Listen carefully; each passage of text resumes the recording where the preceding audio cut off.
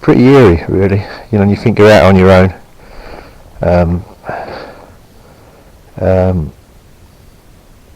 Yeah, it's so still up here as well. There's not a breath of breeze or anything up here, and it's just miles and miles and miles and miles of this barren salt.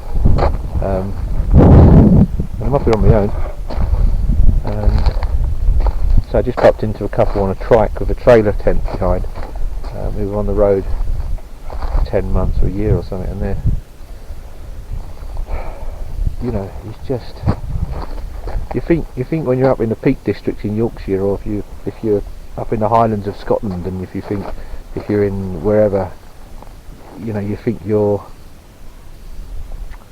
you know, out isolated and in the outback. But unless you come somewhere like this, and you realise that 4 or 5, 6 miles off the beaten track, if you head uphill, you're going to be welcomed by something like this.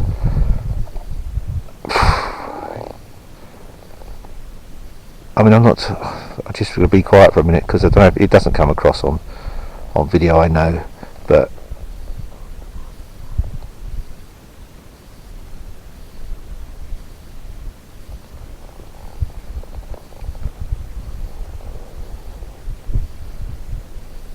that's pretty much it. Just still, silent, apart from that vulture that's circling above me, up there somewhere. Can you see him? Can you see him up there? There he is. He's going to start pecking at me in a minute. But it's just, fucking, this is what's made it all worthwhile. You know, you can keep your Las Vegas. You can keep all that shit.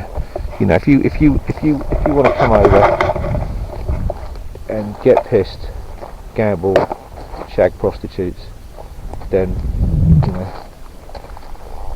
go to Blackpool. It's cheaper. I don't know, probably not as high a class of prostitute.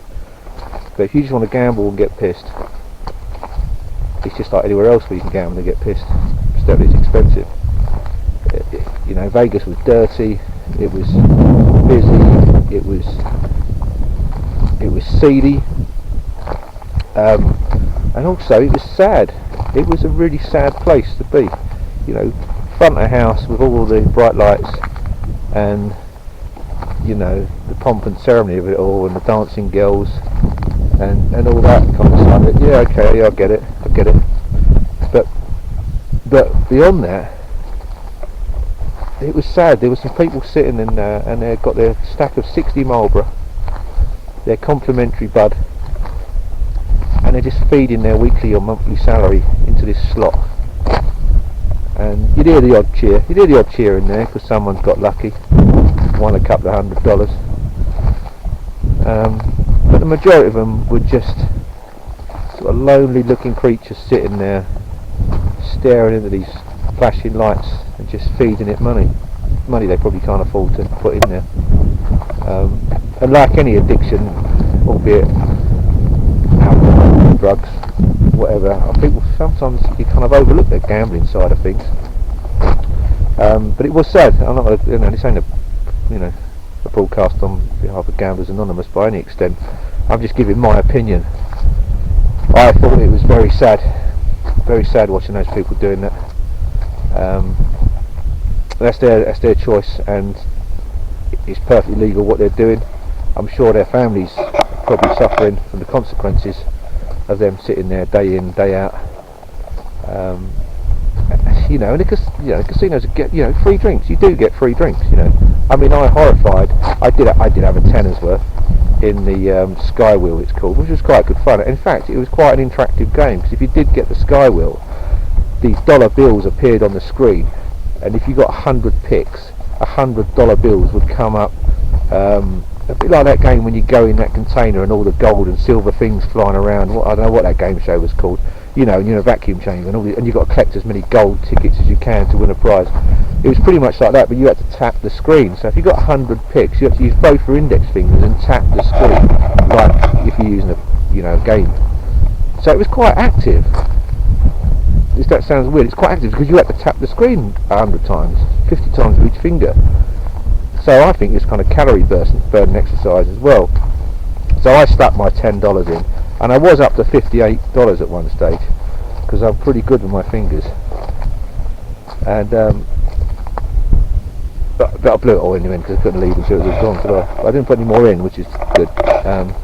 But there's a button on the machine that says service, so you press the button, and a girl or guy, I was in a gender neutral casino, so they came to me, they came out to me, and I asked they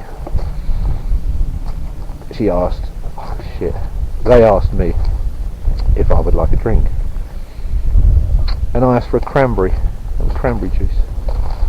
What alcohol would you like in the cranberry juice? Sorry? What alcohol? No, I don't want any alcohol in it, I just want a cranberry juice. And so they go away and get it. They came back with my cranberry juice without any alcohol in it. And I said, how much is that? No, sir, it's complimentary on the house. And then she stood there, and then I realised I had to tip her. And then you think, how would I tip her? Is it $1, $2, $3, $4? I don't know why. How much is a tip? So I gave her $2, and I got a smile. So I think that was good. I think $2 was good. But yeah, it's not a place I'd visit again.